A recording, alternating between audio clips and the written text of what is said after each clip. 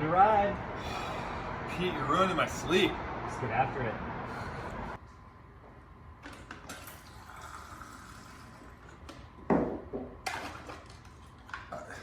Pete, you ruined my coffee.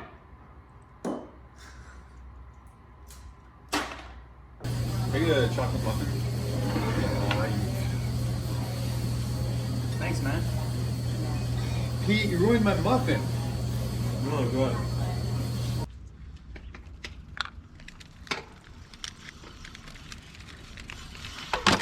Oh, Pete, you ruined my drink.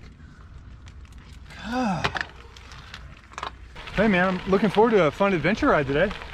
No, man, this is full pro style intervals, even though we're off road. Pete, you ruined gravel for me. Welcome to Occidental, Thank you. West County. We got a cool little adventure ride today. Cool. So Yeah, I got the route you sent me. And Yep. It's synced up, so let's load that real quick. yep, it's the There we bike go. groomer route. Cool. There you go. Bike groomer Pete. Yeah, that's it. Boom. It's a good name. I like what you did there. I guess we gotta roll to the start. So. Yeah, we're 200 meters away. Let's go. Neutral. This is the neutral rollout. All right. Yes, group me to start. There we go.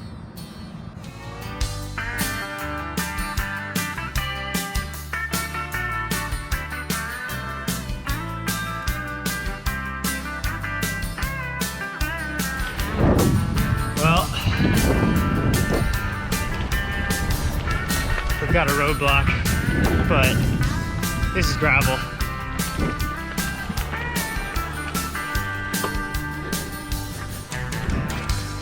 think your roadie friends like this well for that, right? What's up, Biker fans? So I'm here with Pete Stetina, and we're out in Occidental, California to do a little riding, see if I can keep up with you on a gravel segment. But to get there, we had to do a little bit of road, which is something you're pretty comfortable with, coming from the roadside. Yep. So real quick, for people that don't know you, like, you were a road pro. Yep. Now you're a gravel pro, maybe even like the world's first official gravel pro. Yeah, I've got the dirt dream, but you know, I still come from the road, and you know, it's maybe I'm a road pro, do gravel and road.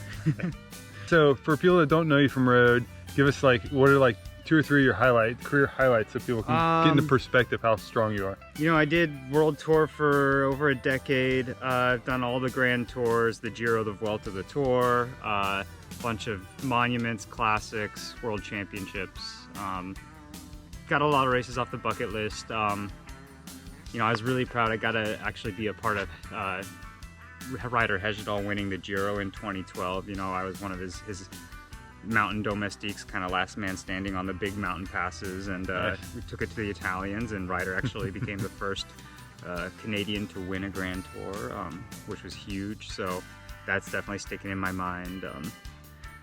Yeah. Awesome. Okay. But you just got bored with it, right? So, I mean, I just got I caught the gravel bug like everyone else, and I just realized, you know, I could have kept grinding it out in the world tour for a little bit, but all of a sudden I did a couple of these races last year, the Belgian Waffle Ride, the Dirty Cans, and the Leadville 100 mountain bike, and it reignited my passion for the bike. This was my scene, this is where I was happy, and it's where I could be me. I could, you know, shred with everybody, and it's still a race and it's a competition, but at the end of the day, like, you're having a beer together, you're hanging out together. It's the community of cycling. I think that's the key point, right? Is like, you can actually go have a beer. You don't have to go back to the team bus. I can be me. I can yeah. Probably my second favorite passion after biking is craft beer, and it's not always the best blend, but in gravel it is. All right, well, let's get on the bikes and we'll chat some more about how you're training for everything and definitely some other cool stuff. So I'm kind of curious, like, from a training standpoint, going from road to gravel, like, how has your training changed? What are you doing differently now than when you were Pro Tour superstar? You know, we should probably talk more like at the end of this season. I don't really know fully yet. It's definitely a step into the unknown. I think it's going to be a lot less of these like blocks. You know, the World Tour was 4 hours, 4 hours, 4 hours, day after day for the stage racing, but this is going to be more you know, most of my stuff is one-day races now. Right. So, but like Dirty Kansas, 10 hours. So it's going to be, I think, a lot less blocks of training and a lot more just like one-off long rides. So like how long? Like do you have to do a 10-hour training ride to prepare for a 10-hour race? Or? God, I hope not. No. I'm gonna start doing a lot more push-ups, getting some bulk on. Yeah, you know? right. I was gonna say, I mean, do you need to? Like, I know roadies, they want to, from here up, they don't want any extra weight, but gravel, Yeah. you're taking a little bit of a beating, right? Yeah, you know, and World Tour stage racing was always like, you know, just that anorexic, thin, power to weight body, and that's not as important nowadays. I think it's more about handling the distance, the endurance, being able to muscle over some of these rollers and stuff. Right. So yeah. How did your strategy change? Because you still get some pace lines in some areas, but then, you know, like, is it, I don't know, what's the strategy behind your race tactics on the day of? That's the cool thing about gravel right now, is it's not all tactical battle. I mean, yeah, it becomes a race and you have to think about the wind and the effort, but a lot of it, it's a lot more gentleman racing, you know. It's not, there's none of the road backstabbing, sitting on tactics, which, you know, I mean, that's what you need to do in road, do the high speeds and the drafting. Gravel's kind of more about, we're all going to jam together and we're going to hit each other, but we're all going to, you know, you're not skipping poles and all that. You're just, it's a gentleman's race still, and you're out there to push yourself as well. Cool. But yeah, we'll see. I really don't know what it's going to take.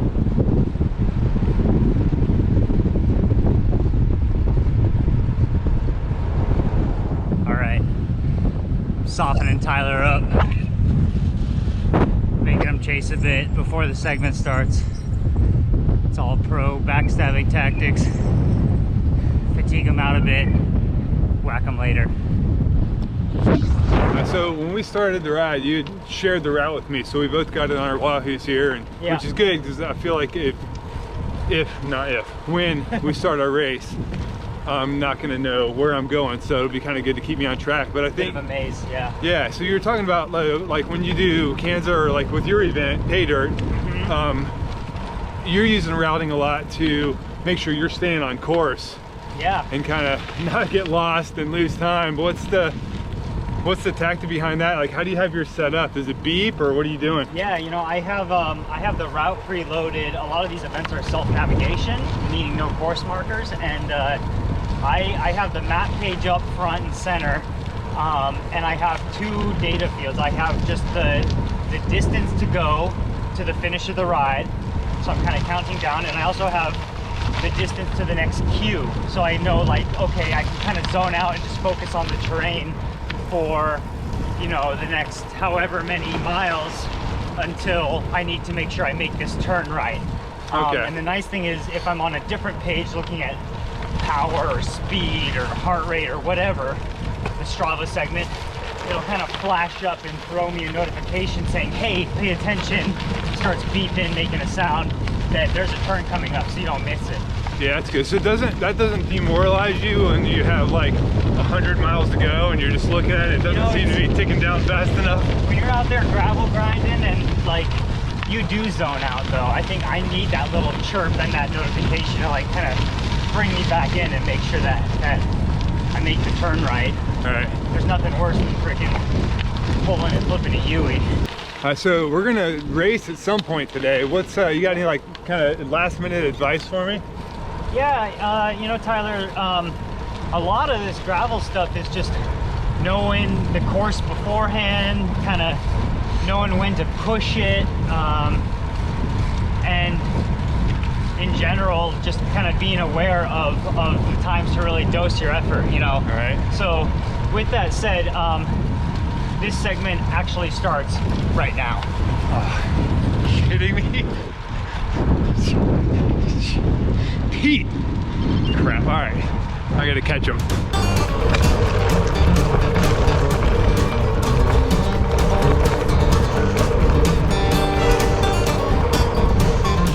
You can see him right there. We're actually like just a minute into it and I still have him on my sights. I'm kind of excited about that. But now he's gone around that corner. Dude is.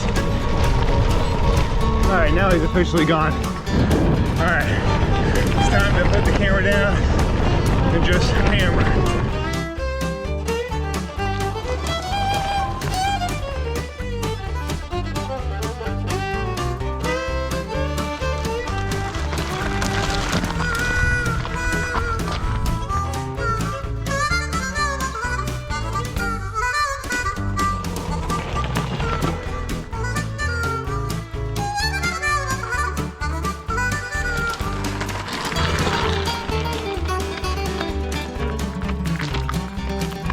This is not a very long segment we're doing the race. KOM is a shade under 10 minutes. My estimated end time according to the Wahoo here is 12 minutes and 16. 15 seconds earlier than make-up time. But it's kind of an interesting metric to see where you stand if you're really trying to take the title. But what's cool is it also shows you the elevation map, so you know what you got left. We're kind of riding this mix of broken up road and gravel here out in California's coastal redwood forest. It's a little gnarly, which is why the camera's shaking a lot. Sorry about that. But we're gonna hit a little downhill, so I'm gonna turn this back off halfway through, try and catch up a little bit. All right, we're racing. Drop Tyler. Hope he didn't flat. It's a little gnarly out there.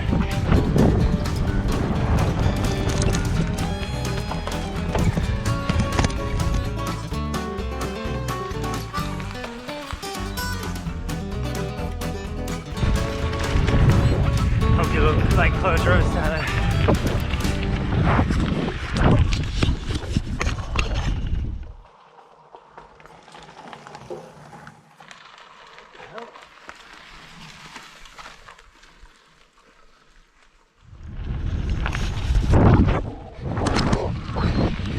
This is an actual Strava segment, trying to KOM it.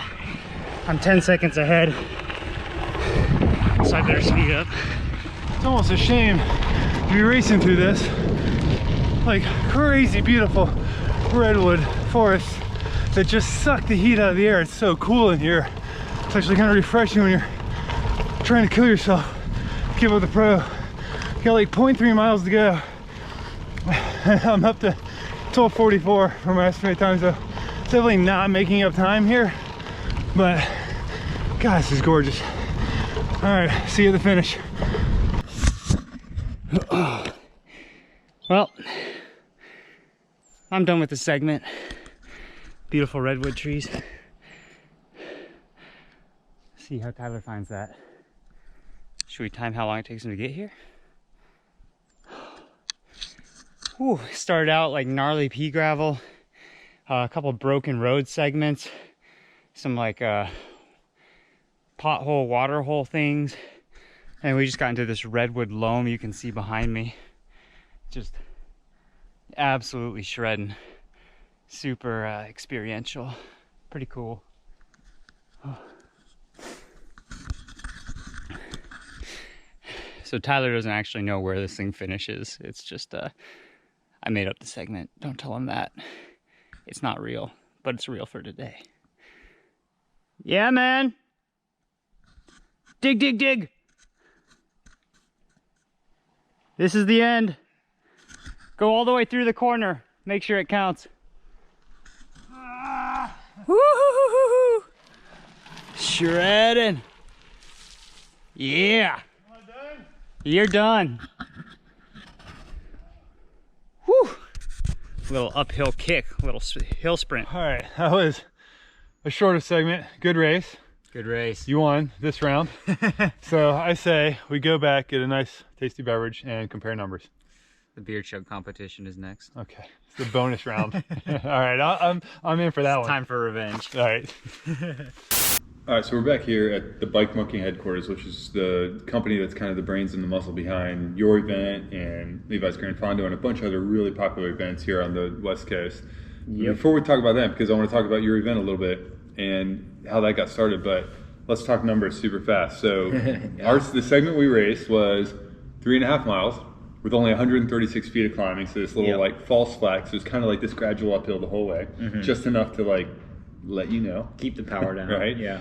All right, what was your finish time for the segment? 10:34. Okay, I was at 12:52, so about 2.5 minutes. Yep. Just under 2.5 minutes. Yep. What was your average speed? My average speed was 20.1 miles an Oof, hour. man, 16.5, which seems like a bigger gap percentage-wise than the time difference, but whatever. All right, power output. 316 watts. Man, 234 watts. Yeah, so Yeah. it makes sense. You're kinda strong. 2/3. All right, I will say difference. what I'm happy with is if I look at you just created this segment just for our little race, but it'll populate with other people's efforts. So for this year, granted it's early in the year, I'm actually sitting at third. Nice. But you are first. So not bad. KOM for 2020, baby. All right. So let's talk about this event. You know, like the places you took me on today, it was a gorgeous loop. Thank you. And that was my understanding is that was the inspiration for the Paydirt event that you guys are putting on.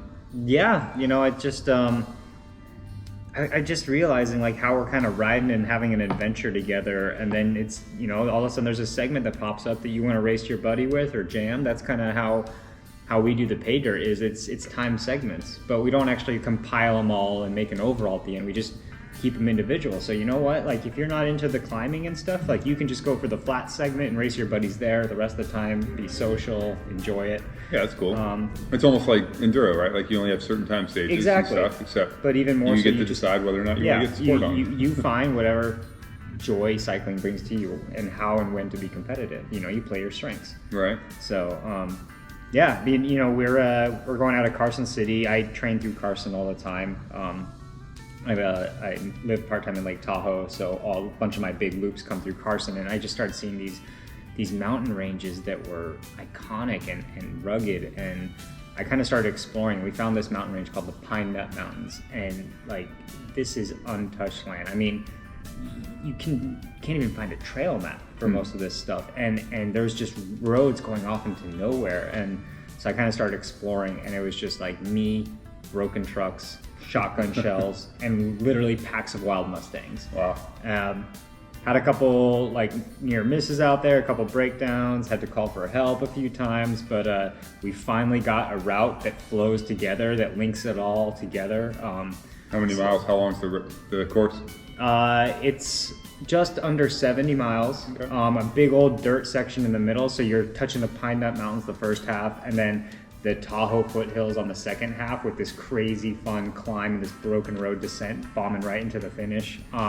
And there's a big old flat section in the middle where we actually go through Nevada's oldest settlement. Wow, that sounds rad. Yeah, it's full on Western expedition. That's rad. And this is sort of like I guess this looks like a test route. This isn't the final route on this map. Yeah, there was definitely some breakdowns through here. You feel like you're already in Mongolia, but like mental breakdowns, emotional breakdowns, all of the above. Peanut butter mud. That's why we're in the fall. We're in September. Good time. You can't, if you have any precipitation out there, you're gonna get bogged down. But you know, it's an awesome route, and it's like I said, 70 miles, but it rides slow. You know, it's testing, and it's, you know, you got to pick your line. Sometimes slower is faster out there, otherwise you're gonna be walking. So you got to have your wits about you. But we do a lot of this stuff called Brunswick Canyon Sunrise Pass. Yeah, it's going to be a lot of fun. So I'm guessing this is one of those races where you're out sometimes in the high desert, and you should probably load the course on your Wahoo or whatever, and definitely let it tell you when to turn as opposed to relying on, you know, you by whichever way this goes. You know, I'd say by mile 50, I'd probably be like a little brain fog going on, and I need some kind of audible visual. You're at elevation. I mean, we're all over 4,000 feet the whole day. Wow. That's big. Yeah, and I mean, you're climbing up to 6 or 7 at points. So, I mean, it's a proper hard men and women race. I mean, I wouldn't even call it a race. It's just, it's a gravel with a couple of time segments. Yeah, having fun, raping bikes, and then, you know, we just stocked the aid stations. We're gonna have Chef Bijou making a custom sandwich for everyone out there. A Paydirt sandwich. He's gonna be busy. And we got the beer and the wine and everything flowing all weekend. So, nice. It's a fun party in the desert. Right on. So I want to say I took your advice to heart earlier about always being prepared, and so go. Whoa.